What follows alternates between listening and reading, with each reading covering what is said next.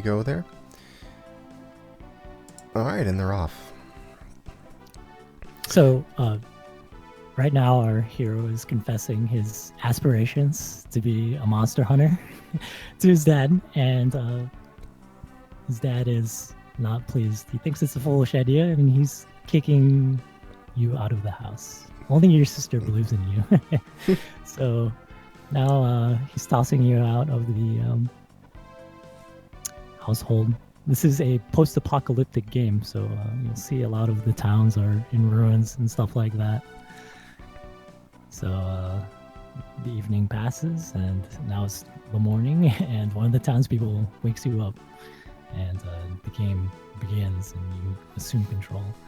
And so you're going to get right down to business. You're going to change the message speed to the fastest, which is 8, and he's also changing the cursor speed. You can do, he's going so fast with this menuing, but there's a really neat feature in this game where you can assign commands by configuring the buttons. So you can hold the L and the R buttons and press the face buttons, the X, Y, A, B, to perform different actions, which are like opening certain menus. There's a search command, stuff like that. So well, so I saw 2 runs of this game, and one was 5 minutes and one was an hour and a half. So what's going on with that? Okay, so I believe the run that Kaiware is doing is a good ending. You can, this game is one of the,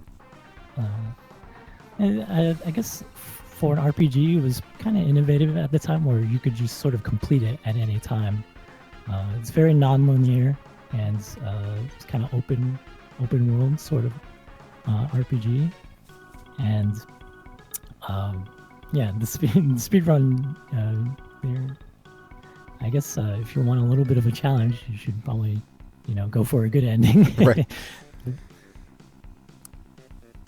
So what he's doing right now is the hot gossip in town is there's a tank. There's a special tank in a cave south of town. So in order to get by in the world, you should have some sort of vehicle, and this is what he is about to do. And standard, RPG speedrun tech, you're just going to flee from most of these battles better than fighting them. Yeah, so far it's looking a lot like basically a Final Fantasy IV style of game. I assume this came out after that. This game, I'm actually not too sure. This game came out 1995. Yeah, that's what I was seeing here, 95. Okay. So this is a scripted fight. Basically, you run into this menacing-looking dog with a rocket-propelled grenade attached to its back. A lot of the enemies are like that. It's like a mad scientist's dream. You have cannons attached to monsters and stuff like that. But that's a scripted fight. You don't really do anything except for, guard and reduce the amount of damage you take. And this bounty hunter comes along. His name is Red Wolf, and he's taking a look at the prized tank, which turns out to be a piece of junk. So he's just gonna move along. It's not worth his time, and he's gonna give it to us. So we're in luck. The tank's name is the Mosquito, and we're just gonna open the secret passageway and make our way out. The Mosquito, that is a good name for a tank. Yeah, it's a good, startup tank, I guess. And we're going to get other tanks. We're going to upgrade tanks during this run. I believe that you're going to... excuse me. I don't know what sort of route he's going to be taking, but I believe you will be getting one more vehicle. So the priority right now is not experience points. You'll see he is fighting some enemies here. The exception being in these battles is it's like one-on-one. So like you saw right there, was, and he was completely outnumbered. So he's just gonna flee from those battles. But Yeah, so money is a big thing. You may have seen him in the cave. He opened up a box that was just to get like 100 gold, and he's going to be going through the overworld and searching in specific points of the map. They are just fixed, and these positions hide treasures. So he's just gonna pick up these treasures, or he's gonna pick up gold along the way, and that's just gonna help him get upgrades for his tank later.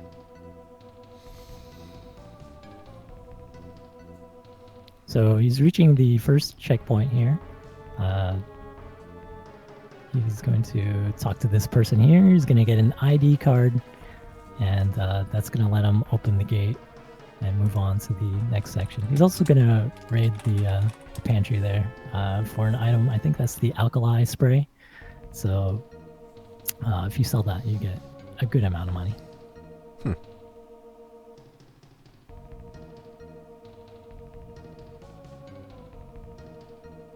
So despite what the title may infer, he's gonna disembark here and search this one spot in this, I guess, abandoned airfield, and that's gonna give him 2,000 gold. Significant amount of money to get right there. But as I was saying, despite what the title may infer, the character is not named Max. I think in this instance, the word max is an adjective, so it means like metal to the max sort of deal right there. Your character by default is just known as the hunter. You have a friend that will be joining you pretty soon. He is known as the mechanic, so it's so on and so forth. It goes on that way. So, being a tank, are we going to see the standard stuff like healing items and poison curing potions and stuff being represented differently in this? Is it like tank fixing parts or something? Yeah, there are tank fixing parts. You can be afflicted with acid on your tank, and you can use like alkali wax to get it off. It's very interesting. Okay, so that was very important what he did right there. He went to that shop and he bought a dog system. So this dog system allows him to warp back to any towns that he's previously visited. So very important you buy that item and put it to good use. So I'm seeing an interesting change in the route here. He's moving on to this shoreside factory. Excuse me, I can't speak very well. But he's moving along to this next area, and he's going to be acquiring a second vehicle. So when you enter certain buildings, you just have to leave your tank behind. This guy in the factory, he's antisocial, and he's just going to take a ride on that conveyor belt. It's just a very weird cutscene. The story around here is all the men have gone crazy in this factory because it's the apocalypse, and they're all obsessed with flowers here in this factory. With flowers? Yes. Okay. So we're gonna climb the building, go all the way to the top. We're gonna talk to the boss man, and you'll see he's watering his plants. And when you ask him for his vehicle, he makes his decision based on picking the flower petals off, which is what he's doing right here. And I think it's random, actually. So if he doesn't give it to you the first or the second time, you just have to keep on asking until he gives it to you. So yeah, he's getting a little bit of bad luck. So he's on his third try right now.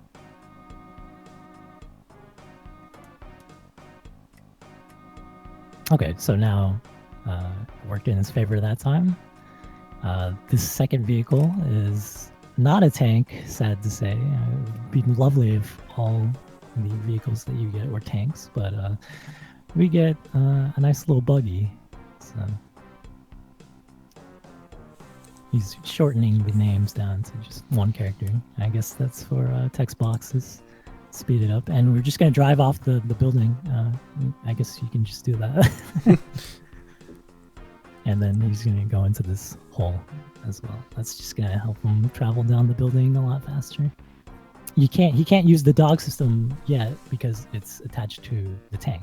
So there it is. He got back to his tank, and now he's in back to this town here. This town that he was just in is called Pobra Obra. And now he's gonna get his second companion. This is the mechanic, and he's really enamored with your tank. He just flies right out of the door, and you find out that he wants to travel the world and become a great mechanic. So good cause for us to team up, and it's gonna help us out big time. All right, we got a party of 2 so far. It's just really interesting to me to keep seeing, a couple of vehicles walking around instead of a couple of characters walking around. It's just a twist on the standard JRPG style. Yeah, so right here he's just selling some of the items that he got for some extra money, and I think the next thing he's going to do is buy some nice weapons for his vehicles here.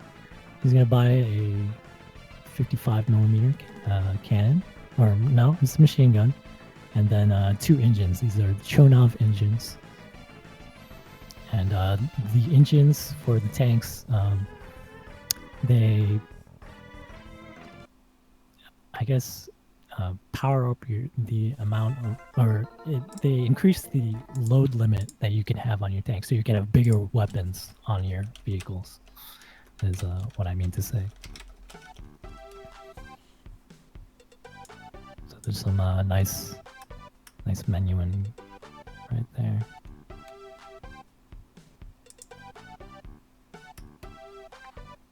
So here in this next shop, you're also going to stock up on shells. So the cannons have limited ammo, and he's going to buy these piercing shells and just get the maximum amount that he can get.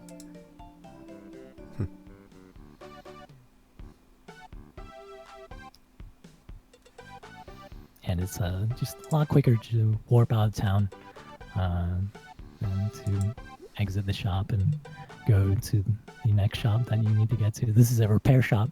The guy with the red cap.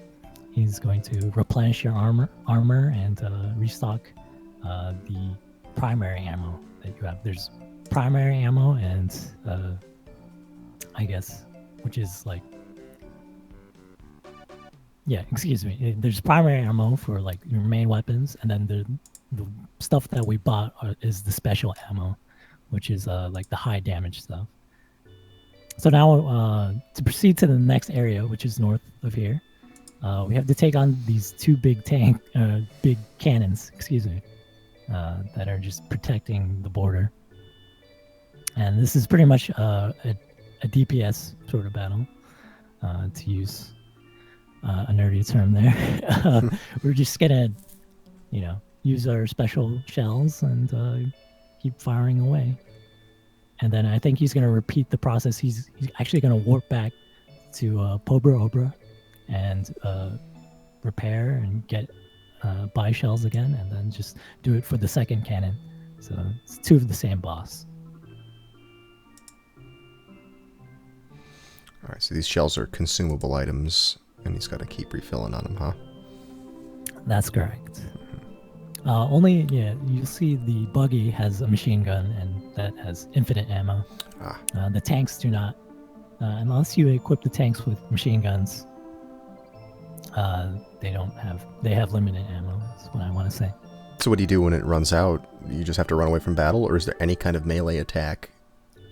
You can dismount from the tank and just fight on foot. That's a bad idea. Okay.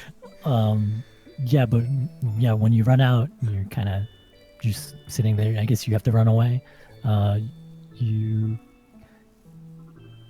if that happens in a speed run, what you can do is use the tank to protect the buggy. There's a protect command, so it's like it's pretty helpful.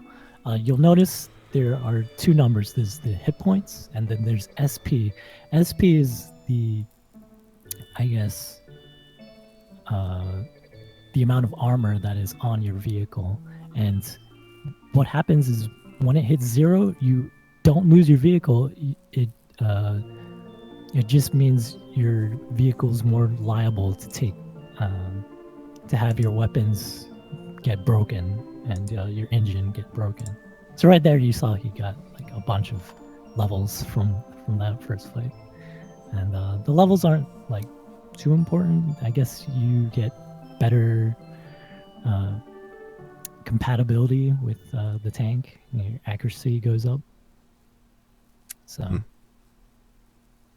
here we go. We're restocking the ammo and replenishing the armor, getting the shells again.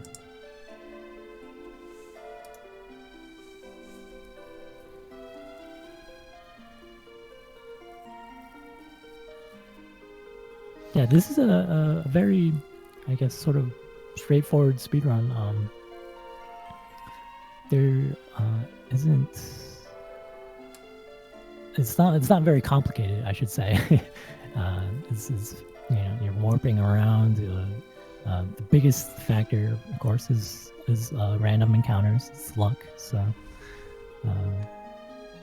right there, I think this is something I haven't seen before, but it looks like he rented a third vehicle. It's not in combat though, right? I only see Nope. 2 vehicles in combat. Yeah. Oh, and as you notice, he's getting bombarded as he's approaching this the boss there. If you linger around in that area and just keep getting bombarded, it's gonna take away your SP. So you need to quickly get to the boss and encounter him. So we might see some interesting route deviation or speed tech here with the rented vehicle that he just got.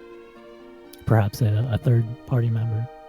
What would it do if it's not participating in combat? What would the third vehicle do? So you're sort of just towing it around, and it can bear some of the load that you pick up. Eventually, you'll be picking up like a lot of very high-priced treasures, I guess. They're not treasures, I should say. They're just like the weapons that you find that you can sell for a lot of money. And if your vehicles are overburdened, they start to damage your engines. So I guess renting another vehicle there will help, carry that stuff around. Okay. Does anything like your hit points or your SP, does that regenerate over time, or do all of them require you to go to town and buy items or stay at the inn or whatever the mechanic is in this? They do not regenerate. There is a vehicle that you can get. It's actually a van, and that will regenerate your hit points if you get that. But besides that, you mostly have to use items. Can you clarify again? I know you explained this a little bit. Can you clarify again the difference between HP and SP in this? Sure. So the HP is the stat that's for your actual characters, the people inside the vehicles. And when they die, the game is over. But the SP is just the armor stat that is for the vehicles themselves. Okay. So anytime you're in the vehicle, the only number that will be going down when it takes damage is the SP. So okay, there's nothing that can hurt you inside the tank. There aren't any kind of special monster attacks that can get to you inside it. Not that I know of, or not that I've discovered. Okay. So here he's picking up the 35mm guns that were left behind by the boss, I guess, to sell later for money. Interesting storyline thing. after you defeat those two big cannons, you come to find out that they weren't like a big danger to anyone, and they were just supposed to protect the border, and they were needed to keep the monsters away. And you just were like, I'm destroying them. So everyone's kind of like, why did you do that? Well, they were shooting at us, so you know what? Exactly. What are you gonna do? So he's proceeding onward, and all of a sudden there's an earthquake. Not sure what sort of bearing. It looks like he was afflicted with some sort of status effect. Yeah, his buggy is taking some damage, so you might have to repair that.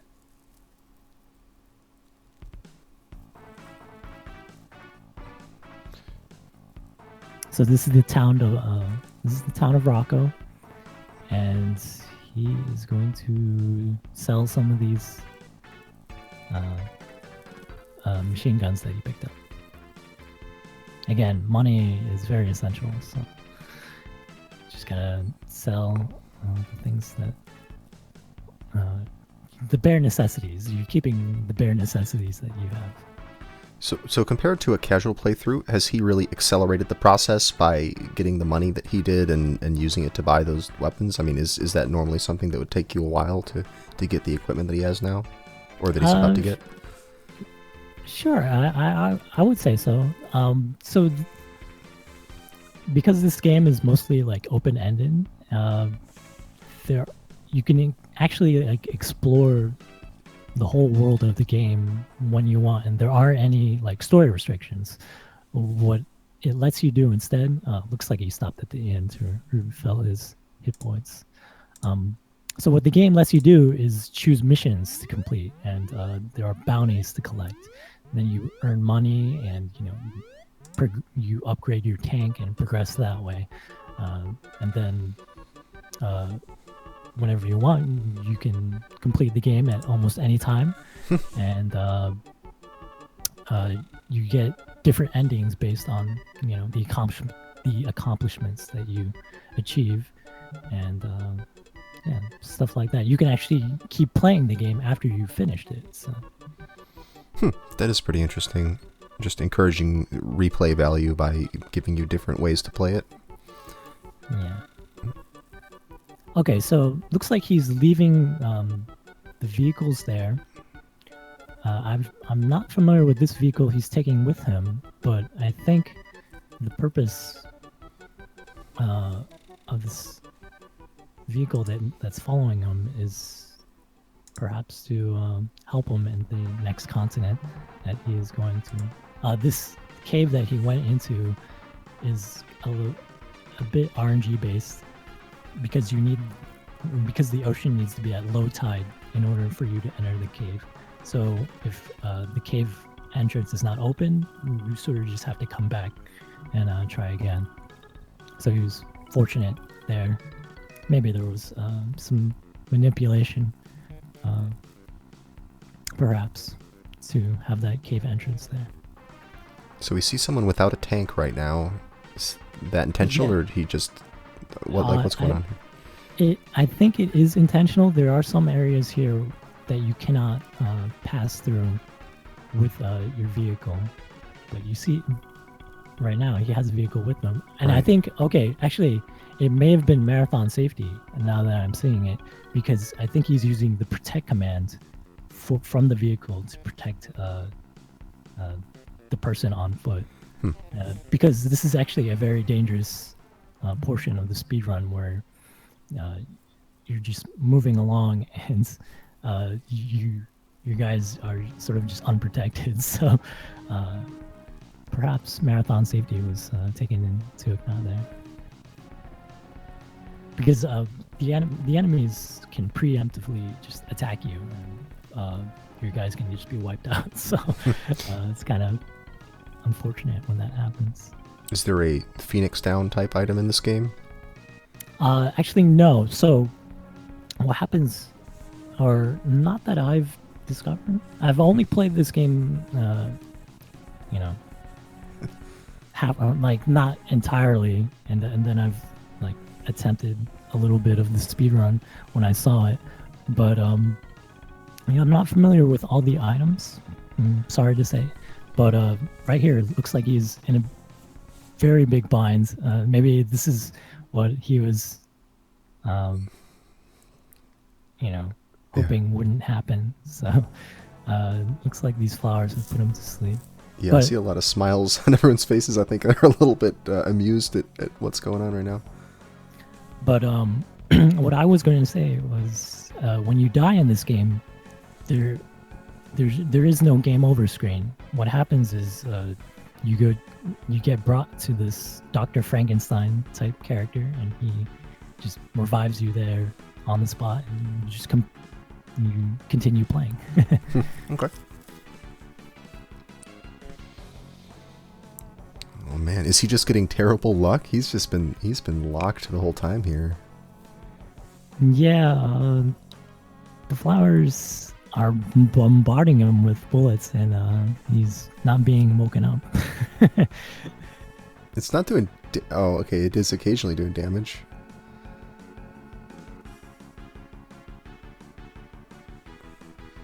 Okay, so I think the sleep gas...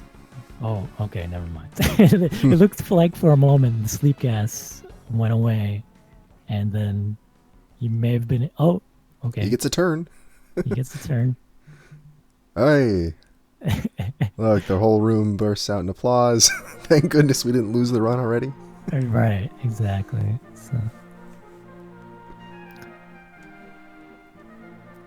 So this area that he is entering now, this is a subway, and there are ruins everywhere.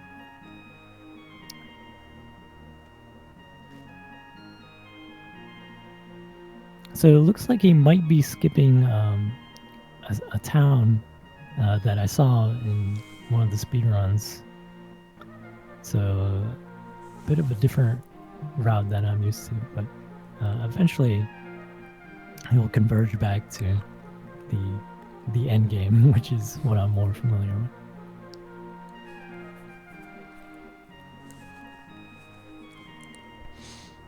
with. So plot-wise, do we know much about what's going on? Or do we even know at this point, or are we supposed to know what destroyed the world? Why it even looks like this? Sure, yeah. This game has like a rich storyline. You can, again, it's because it's very non-linear. You can go to all of these towns and discover a lot of the plot for yourself. So I guess to explain it, to give a good analogy of what has happened, Skynet has taken over and is trying to eradicate humanity. Okay. But in this game, Skynet is known as the main computer. His name is Noah. So to get the good ending that he's going for right now, he's going to confront Noah and take it out. Okay.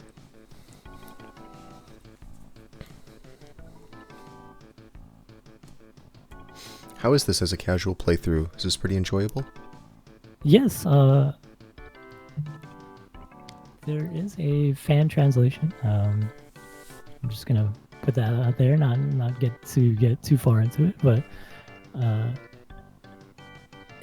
I guess if you like old RPGs. Oh, it looks like his rental on the vehicle ran out, so his friend, the mechanic, is also on foot with him, which isn't too bad because after he gets through the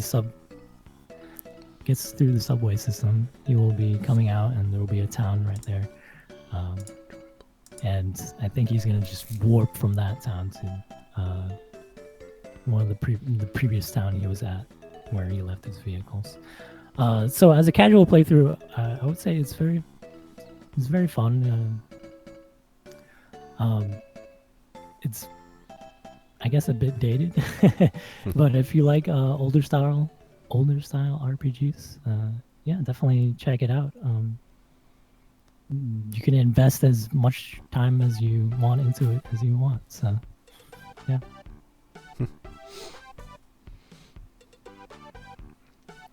Wonder how many different endings it has.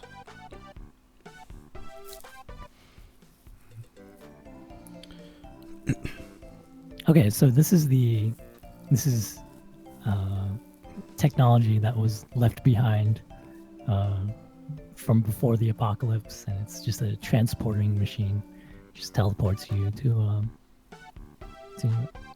other towns that have it.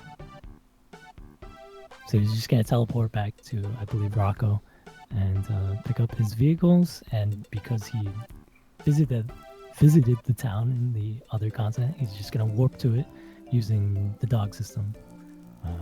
So you can sort of see a trend here with how you make your way throughout the speedrun.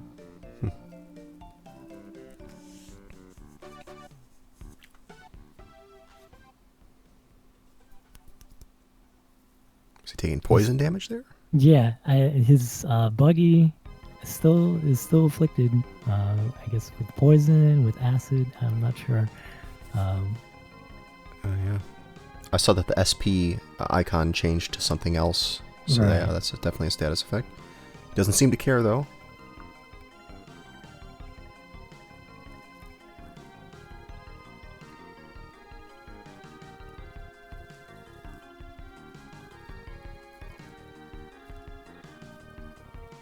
Okay, so what you found right there is a nice shiny engine, and that's gonna help his tank out.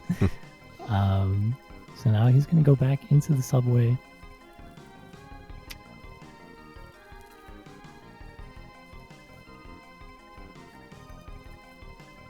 He's going to make his way to another continent here.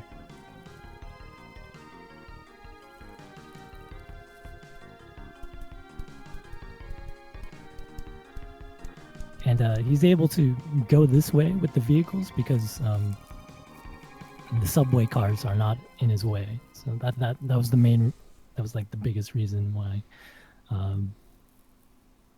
he couldn't progress through with his vehicles in the subway, because you can't get your tank onto the subway car. It's just blocking you. He's getting attacked by some metallic ants. There's a lot of... It always seems like in the post-apocalypse, it's always just like ants and mutant flowers and stuff like that. You didn't get to see it earlier, but there was like a mutant piranha and some frogmen in the shoreside factory. So those are mutants? I thought that they were just like mechs that are in the shapes of animals. I believe they're mutated animals. Because it looked like the snails were firing machine guns at us. You are not incorrect that like those animals there, and maybe it's evolution or adaptation, but the animals have household appliances attached to them and stuff like that. The flowers are plated with metal. It's bizarre, but it could happen. Sort of perfectly plausible. Sort of fantastic in a way of thinking.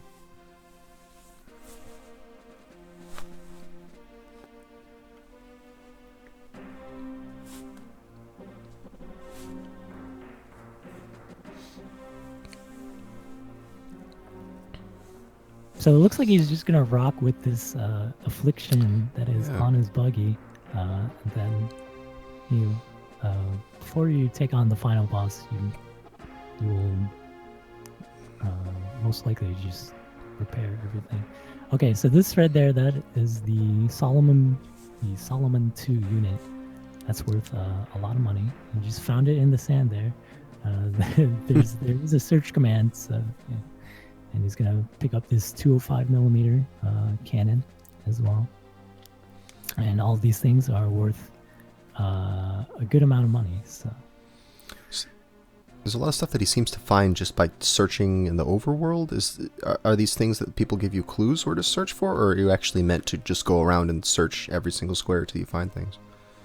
You do get clues, so yeah. Okay.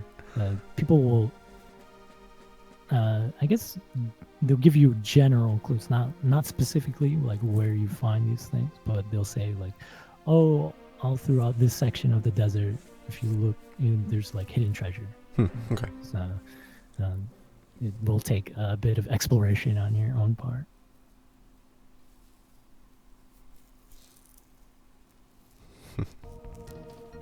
So here he's selling off some of his stuff, and now he has 30,000 gold. Very hefty sum of money, but I don't think it stops there. He's gonna find more stuff, and looks like he's also rented another vehicle there. He may be replacing his buggy with that rental. So we'll see what he does. This is all kind of new to me. Haven't really seen these strats before.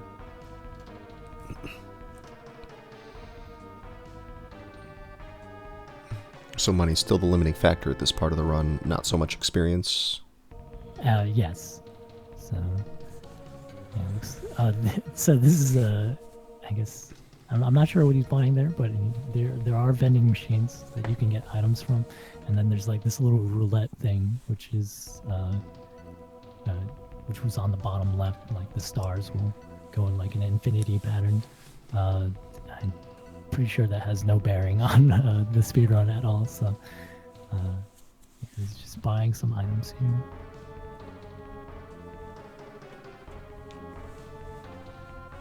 Oh, someone has informed me that you do get a metal detector, so you can search the ground that way for treasure.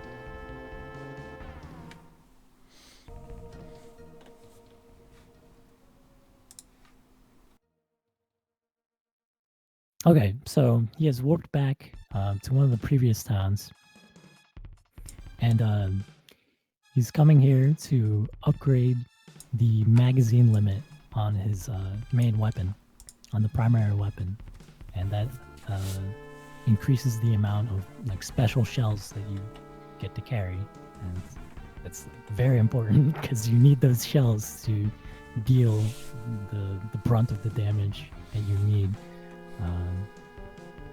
to a lot of these enemies that are going to be coming up in the final dungeon. Interesting that we're already talking about the final dungeon, and we're, barely over a third of the way into the run, according to the estimate at least. So I believe he might be about halfway into the run. The ending credits take about like 10 minutes. Ah, okay. So we'll see what other strats he's gonna do. I think he also upgraded the buggy, and he got the SE special slot. And he changed that slot to a cannon so that he can also use special shells with it.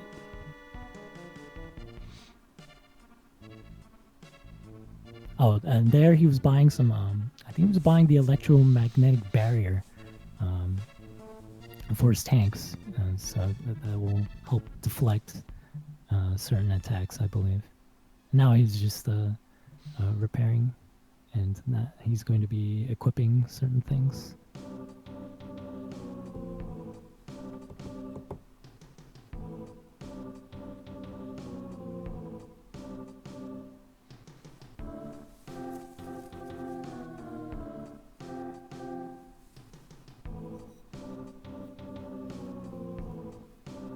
Okay, so now now that we've like upgraded, we warp back to that town in the desert.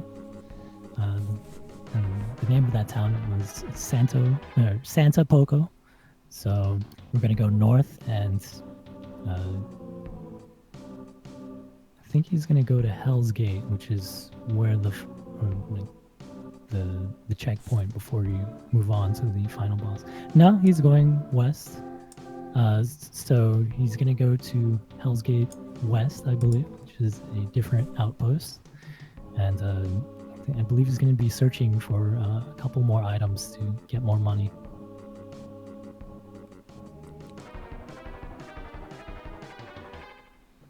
Certainly is pretty handy that there's so much searchable, so much findable stuff. You know, just as far as having to, rather than having to grind enemies for money, you can just go out in the desert and find things. Yeah, yeah, it's very convenient for the speedrun for sure. Might be some interesting routing. Oh, he got forced out of his rental there. Wait, is that tank missing its gun? Didn't it normally yeah, there is. He sold the cannon, so the tank does not attack. It has no ability to attack.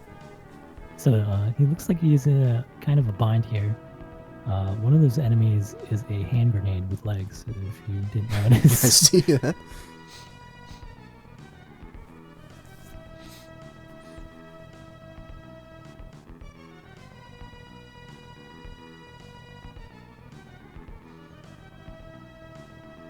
Okay, it looks like he made some sort of a mistake.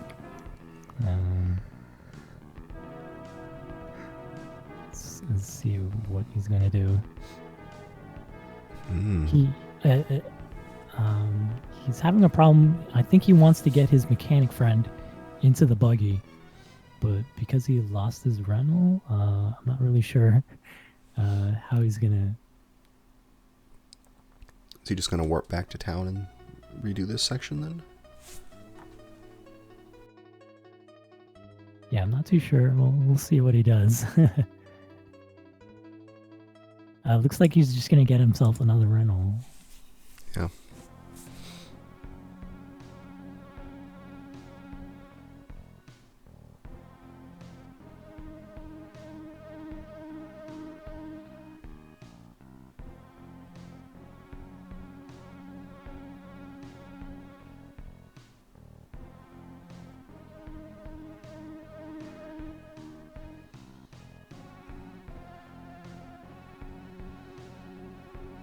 So I'm not really sure what he's going to do because he's missing his buggy.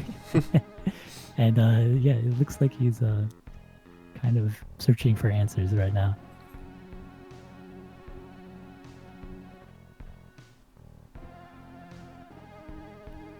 Okay, so he's reset the console.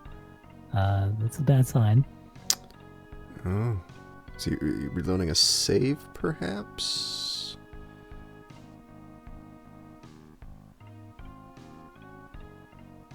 Okay, so it looks like he had to reload a save so he lost maybe about 20 or so minutes. Or no, maybe less than that. No, it can't be that much. Yeah, it can't be that much. Because he's already on this continent here. He's going to have to find all the things he lost again and stuff like that.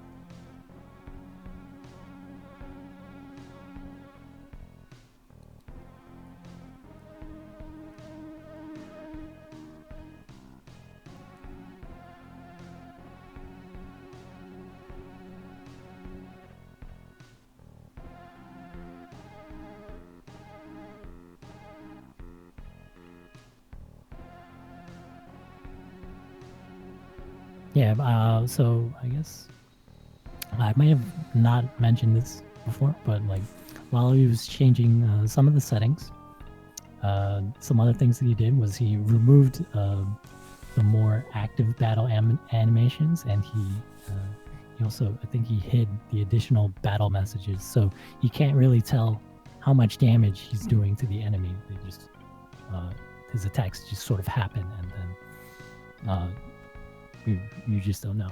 It's just sort of to speed up the battle process. That's interesting. I don't think I've seen that in an RPG before. Just being able to turn off the battle information and save time.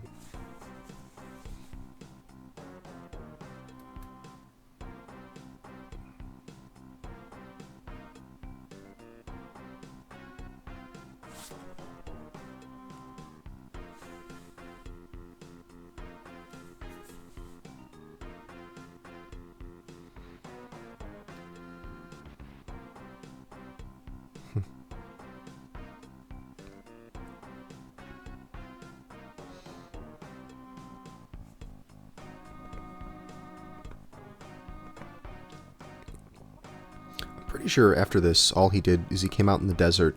On the other side, he found some things in the sand, went into a town, came out of the town, and then that's where things went badly. So I don't think he's that far set back by this. Yeah, I think I think you're correct. So he just has to find he has to do the searching and find the items that he needs to sell, and then warp back to a town and upgrade his vehicles, and then he should be back where he started. So not too big of a setback, but it was unfortunate that what happened to him. That's just I guess a big thing about the speedrun. That's a very interesting looking enemy. Yeah, like a giant. It's like a giant flask. Mm-hmm. There was a giant chick made out of like a lab flask. Right, it's a combination between like a chicken and a lab flask. That is a weird combination. I mean, I guess a grenade with legs is also a weird combination. Yeah. This game is full of that. And then it's got some perfectly normal looking like military vehicles as well. It's combinations.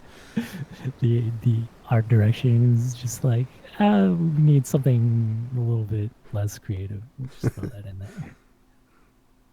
Now, what is this dish creature here doing? So I believe those have like the ability to confuse you or give you problems. It status affected both of the, I guess, the people inside the tanks, because both of the HP things got changed to some other character. Yeah. Okay, so now he's found refuge in the town here. He's gonna get his rental. You notice you don't pay for these rentals. It's very I'm not really familiar with how the rentals work, but you don't actually pay. So they don't cost money, but they're not as good as the vehicles that you acquire yourself. So that's why you don't just like rent the best thing you find and go fight the final boss. It doesn't work that way. I don't think. But he's just using that rental as a pack animal, basically, right? Just to take some of the weight. I believe so.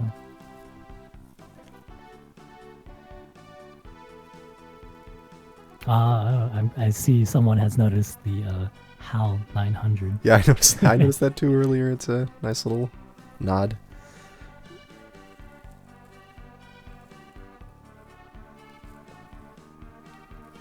So there it is again on the bottom left. There's like a roulette thing, but doesn't matter at all. It's just for fun.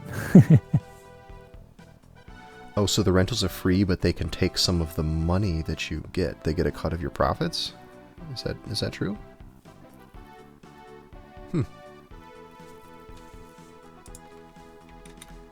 I was never big into rentals.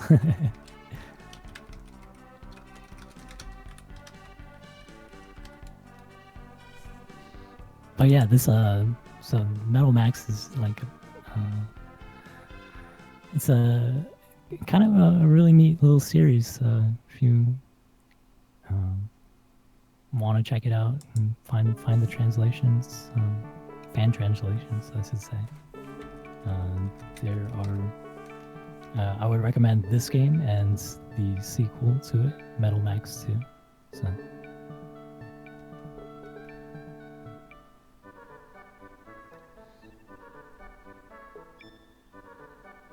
So here again, he is upgrading the magazine size on his vehicles. Now he's gonna change the slot on his buggy to be a cannon. We don't want the buggy to just be using its machine gun. We want it to be using a cannon, because that's where the real damage comes from. So. Okay, I just looked it up. Yes, it does. The rental does take half of your winnings from the fights. Hmm. That's probably not too big of a deal, and you know. I mean, he's getting all his money from finding stuff in the desert. Exactly, exactly. Yeah.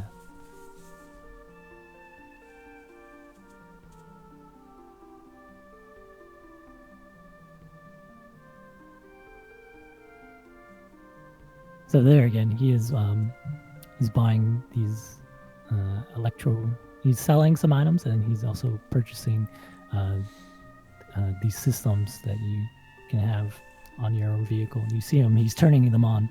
One of them is an electromagnetic barrier, I believe, and the other one. Hold on.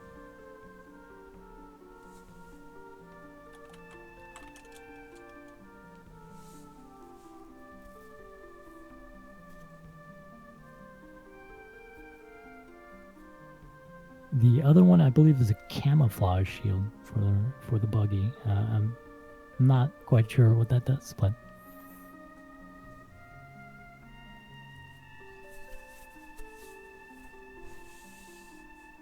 so now he's back where he was before the mishap occurred. So hopefully things go a lot smoother. Again, these random encounters, there's not a whole lot you can do about them.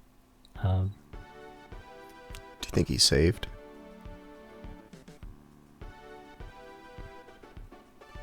Perhaps he did. Actually, I was not too sure. Oh, that's a great enemy right there. It's a giant crab with machine guns and his pincers.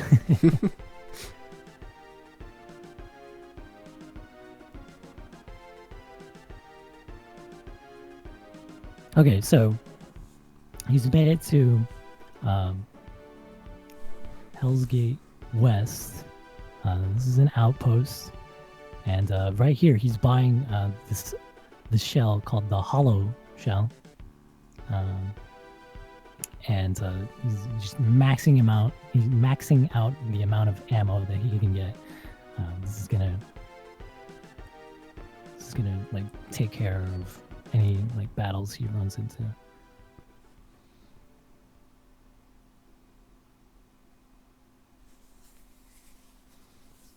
He's purchasing.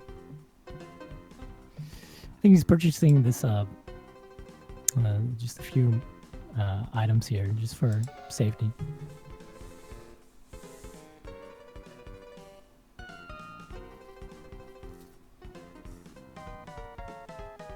Oh, he ran into a big tower enemy.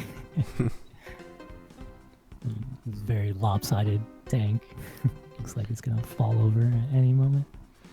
So I just noticed that the SP jumped from like in the 500 or 600 range to 4,000 plus. Right, exactly. So like all those items that he, like the engine and the upgrades that he got, like the mods and stuff like that, they just increase the SP significantly. So.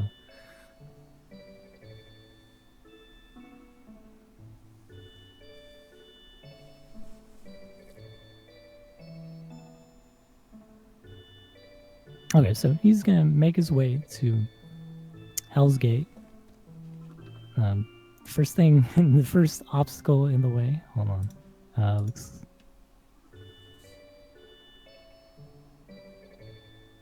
Okay, looks like he entered a different area. And I think he's negotiating with the robot police.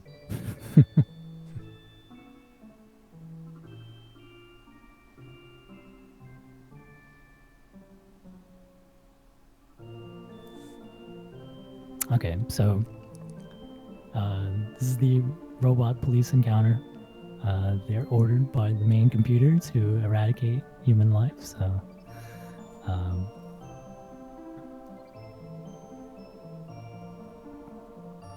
this battle can go very badly very quickly. I believe this enemy, the robot cop, he can call friends, sort of like in Final Fantasy VI or any other Final Fantasy games. They can just call additional robot police and increases, the amount of enemies that you do not want to fight. So it would be very bad if that happens. And there, since this is a speed run, you just already knew the password and just put it in and open the gate.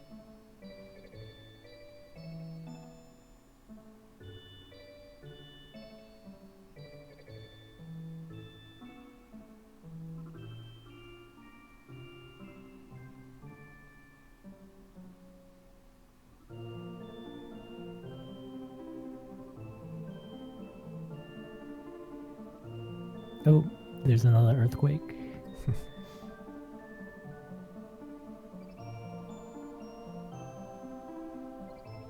So now this is like the final area. This is where like a lot of the more menacing enemies are.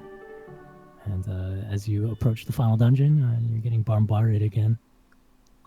But before we can even enter this area, this is the Global Relief Center. Before you can even enter, you need to get rid of that barrier. And so I'm going to do a little covert operation over here. Just going to enter this side door and climb to the 4th floor.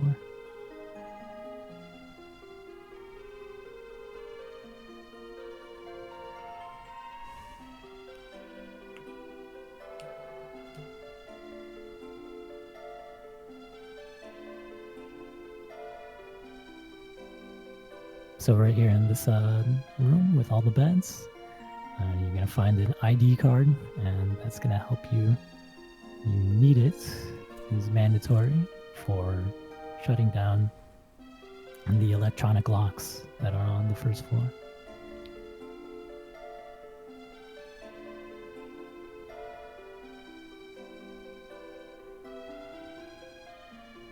And again, for these electronic locks, you're supposed to, find out what the passwords are. And for the speedrun, you just already know them.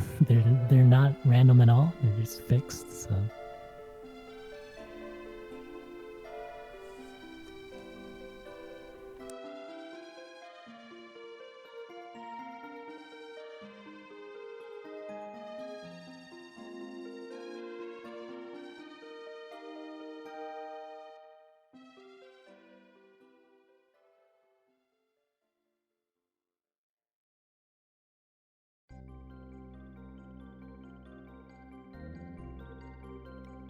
Alright, so he's turned off all of the electronic locks. And what he's going to do is he's going to turn on the lift and then turn off the barrier and open the garage. So I'm going to do all of those things.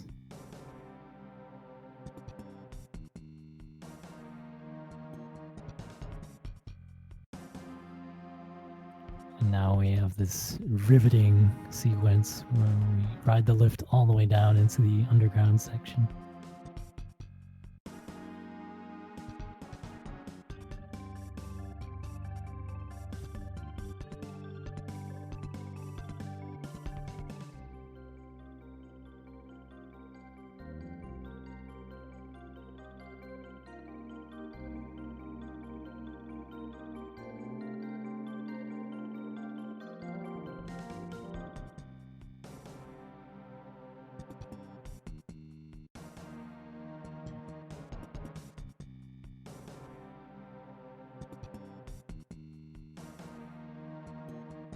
Okay, so he's gonna avoid that quicksand, and he's gonna get this engine here on the right, the V100.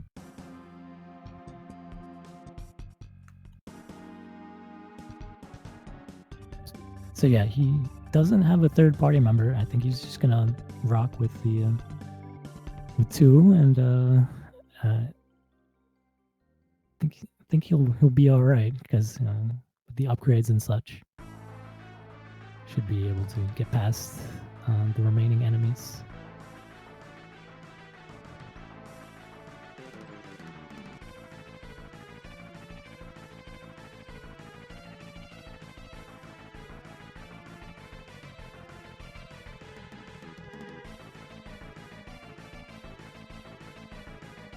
So this is a sort of a mini boss that's coming up. He has to fight 2 guardians.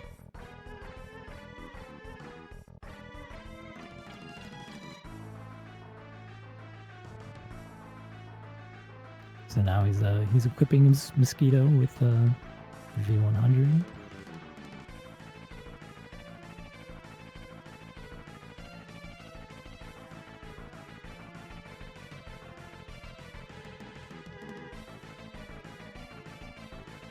So right there, he's going to use the special shells. And again, right there, you can't even tell how much damage these attacks are doing. But,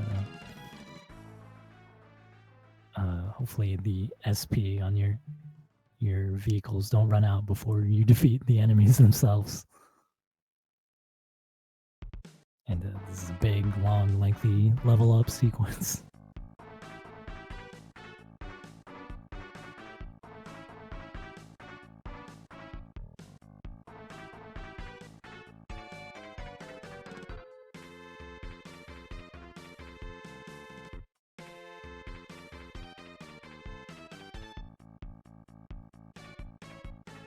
So we're almost to the final encounter. We have to do one more thing. We have to turn the power on to take on the main computer. No. Oh, this looks bad. Kaiware is not too pleased with what's happening.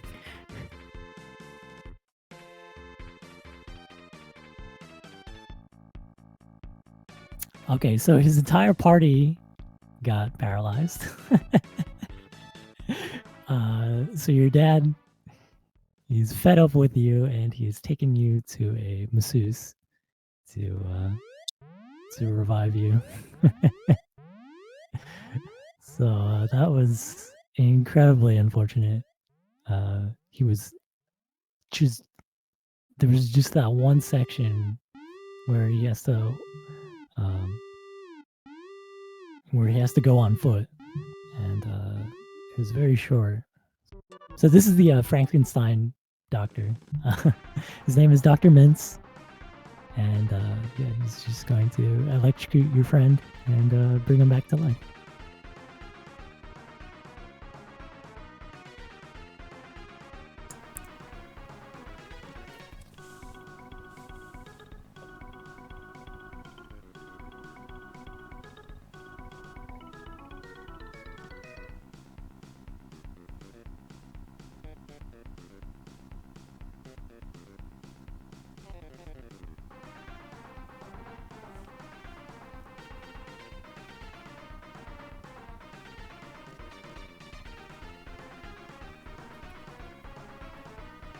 So thankfully, because he fought the Guardian, there's 2 Guardians, he's leveled up a bit, so these enemies in the beginning area they're not too big of a deal. You just keep on going. Is it leveling up? Looks like go ahead. Sorry, looks like he's going to go into this town here and warp back to an area where he can get back to his vehicles. I'm sorry, Fiesel, go ahead. It's just wondering if the leveling up is affecting your tank at all, or only just the drivers of the tanks. I believe it's only the drivers. I think by extension, it is also helping your vehicles. You get skills, or your skill with the vehicles increases along with the drivers.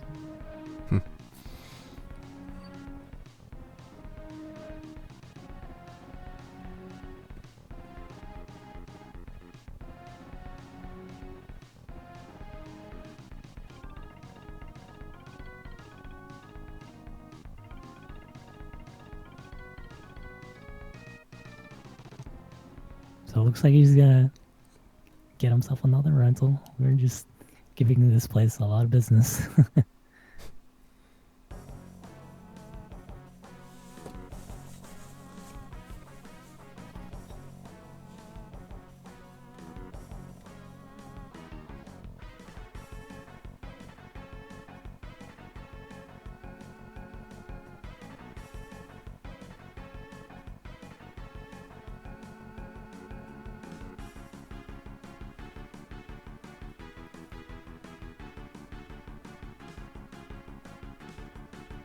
Oh, that might be bad. So his SP is down to 0 on both vehicles.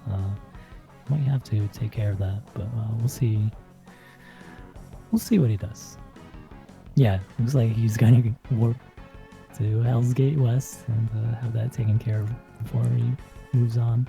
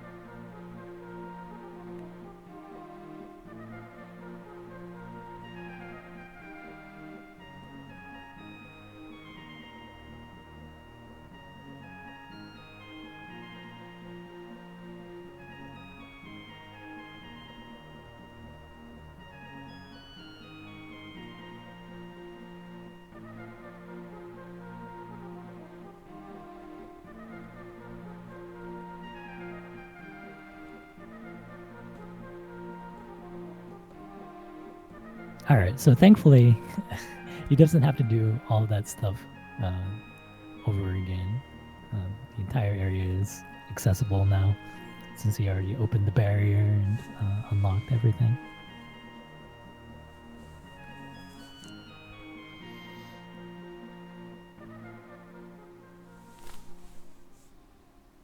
Again, he's going by vehicles because if you go on foot anywhere in this game, it's very unwise. You can get wiped out very easily in the overworld.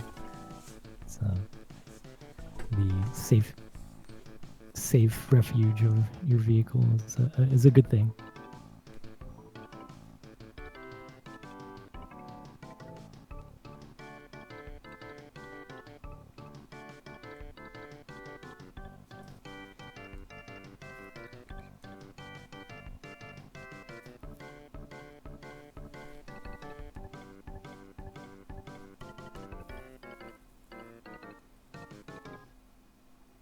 Okay, so barring any unfortunate thing happening again, I'll give you a little bit of a story. So when you encounter the final boss, he gives this big speech, and basically he's telling you that his creators asked it, the main computer Noah. Its creators asked it to figure out how to protect the Earth's natural environment from pollution and destruction. Oh, and there's your heroes' vehicles and stuff like that. So first we're going to turn on the power before we proceed. And he didn't get any encounters, so that's good. Anyway, to go along with what I was saying, these creators asked the computer to figure out how to protect the Earth's natural environment from pollution and destruction. And it goes on to perform millions and billions of deductions and calculations. Unfortunately, Noah always comes to one conclusion. As long as humans continue to exist, the Earth would always be ruined. And to him, that was like a huge contradiction. His creators being human, and because of the contradiction, the computer becomes self-aware, just like Skynet. So here you get to see now he's a giant orb, and he's going to ask you a question here. Do you wish to destroy me? And to proceed, you have to say yes. And now you're going to take on one of his minions. This is the cyber wall.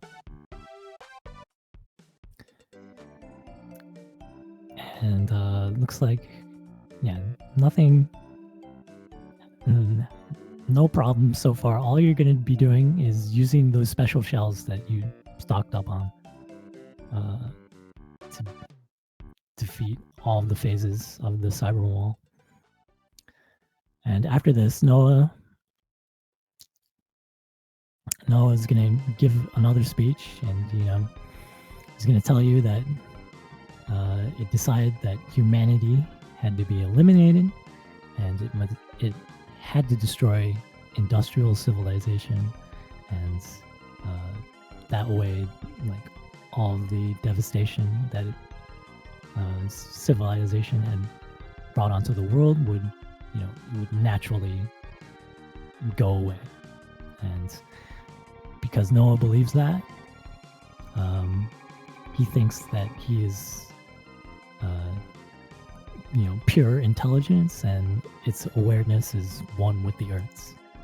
So again, he asks you if you still want to destroy him.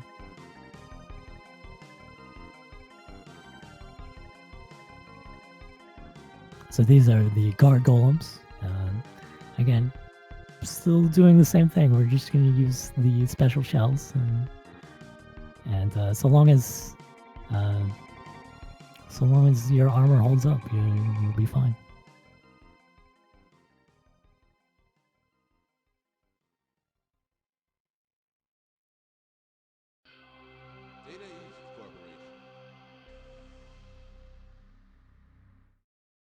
Noah has some pretty nasty attacks that he can do, but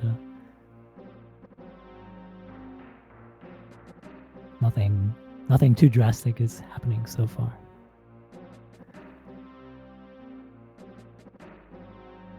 Eventually, the main computer, he gives another speech, and he says, he refuses to give control of the Earth back to the humans. He believes his intelligence is the first, to be pure and not corrupted by greed, and he thus believes it's appropriate only for him to control the Earth. So the screen goes dark. Is the battle over?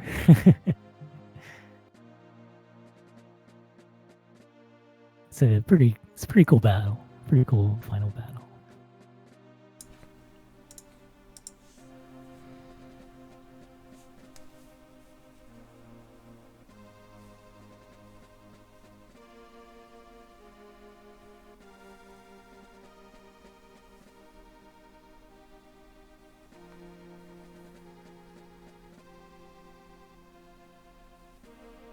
So here it's unleashing a very devastating attack, but stick with the plan, and you should finish off the final boss.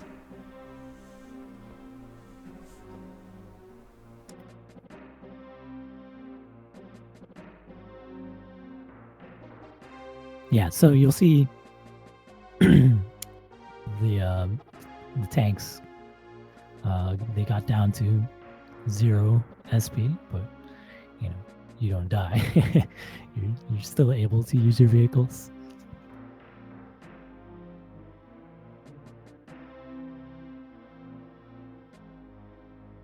So with his final words, Noah is sort of asking himself a question. He's trying to figure out what his downfall was. And it may have been that through his own perfection, because he didn't have any faults, that maybe that was his problem.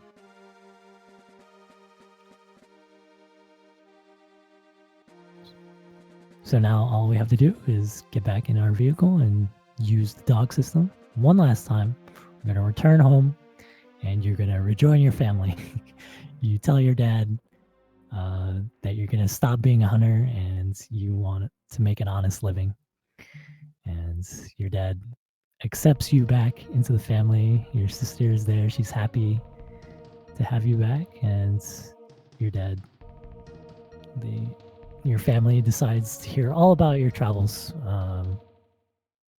when you go to a bar over a drink.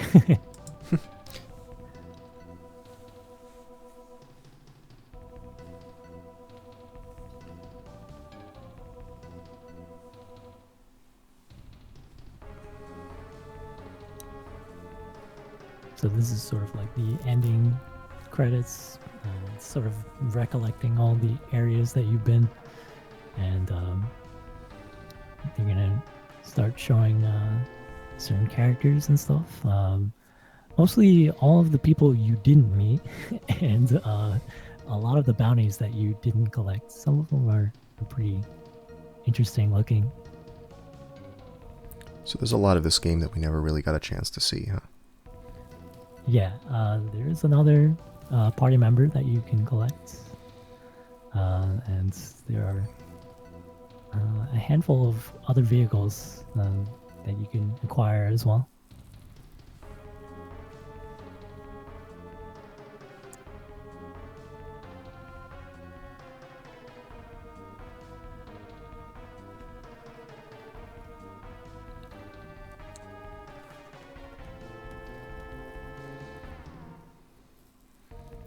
Cool. This looks like a really interesting game. I think it would have a lot of appeal to people who are fans of Super Nintendo JRPGs. It seems to be, right there in that style, but with some unique twists to it that I haven't really seen in any other RPG. Yeah, definitely. I encourage any fans of RPGs to check it out. Oh, this is my favorite, the Mammoth Tank. Look at that. Yeah, these are all the bounties you can see, like wanted and the amount of money you would get. So I like that monster. It had like an octopus with brass all over it.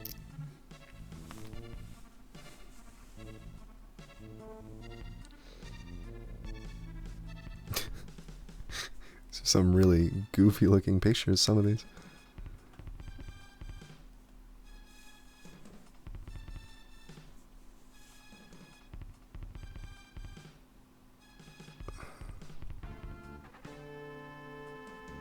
Makes me wish there was a category for all bounties or something like that, just so we can see what these interesting characters all do.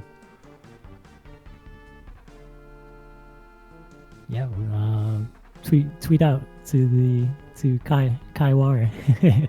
Tweet it out to him. Tell him to make the category. Right, that's what a runner needs, just suggestions about what they should run next.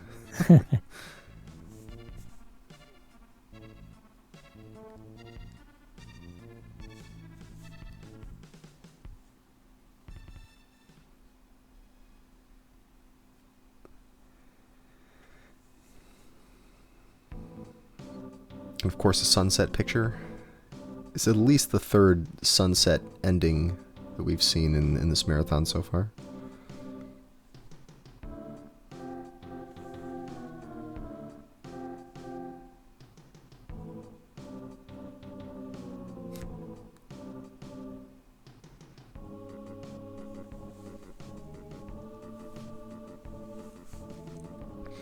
And if you're wondering why the timer is still running, the Japanese timing convention, particularly for RPGs, involves starting the timer at the very beginning of the game when you power on, and ending it after the end credits have finished.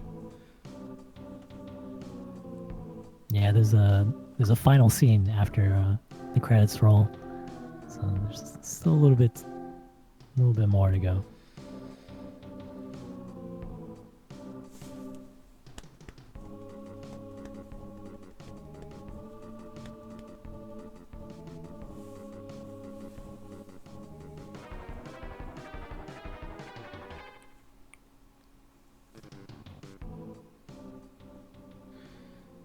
Yeah, I'm curious, chat's opinion on this game. Looked fun, huh? Yeah, I hope people go out and look this game up, and try to find the fan translation of it so they can play this.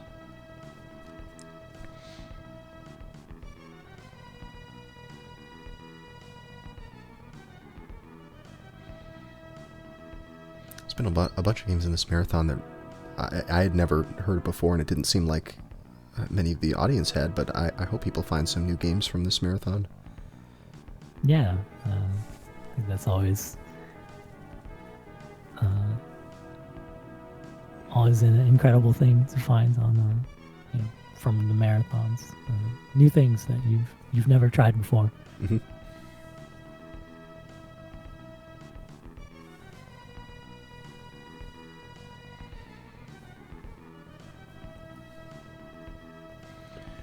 coming up after this run, we have Super Mario 64 being run by Sia.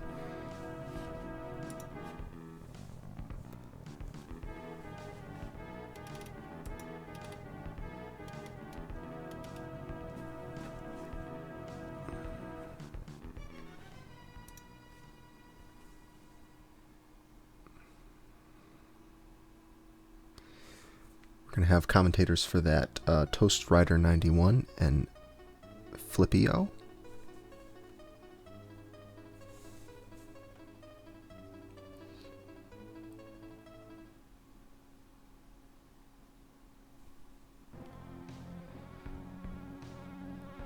And you'll be back for commentary later today, won't you?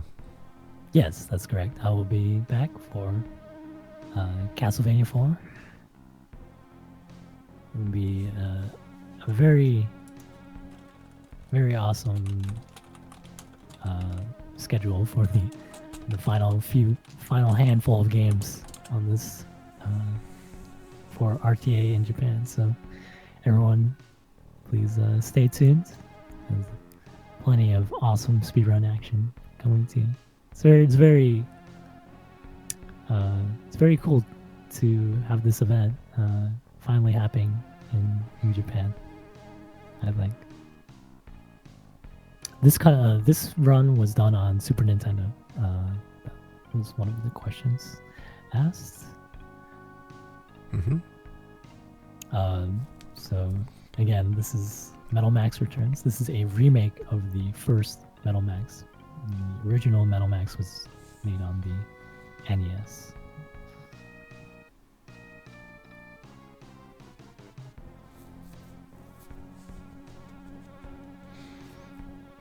I wonder how much they changed when they when they made the Super Nintendo version, the Super Famicom version, rather.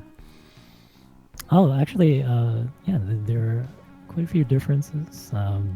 The difficulty is actually reduced, so it's a lot easier, and they also made references to its sequel, Metal Max 2, in this version of the game. So there, the timer has stopped, and that concludes the end of the speedrun. Thanks for watching, guys. Thank you.